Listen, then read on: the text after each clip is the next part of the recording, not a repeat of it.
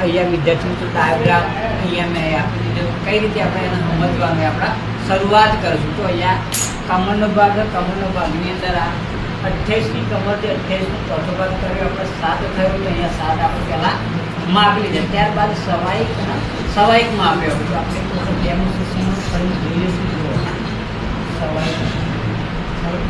સવાઈક થયો.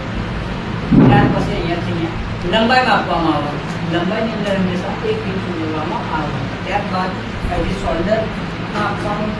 શોલ્ડરની અંદર પહેલાં 2.5 માપવાના, ત્યારબાદ 3.5 માપવાનું, હોય છે. ત્યારબાદ અહીંથી કોના પહોંચનું હોય. કોના પહોંચનું આપણે પછી અહીંયા સાથીનો ભાગ કરવાનો હોય. સાથીના ભાગની અંદર પહોંચ માપવાના. ત્યારબાદ સીધી કમર કરતાં સાથીના ભાગની અંદર અડધું વજન નાખવામાં આવે. આટલું તૈયાર થયા બાદ અહીંયા બેક રેડી કરવાની. બેક માટે આપણે ધોઈ લેવાનો. અહીંથી આપણા સતત થઈ જાય.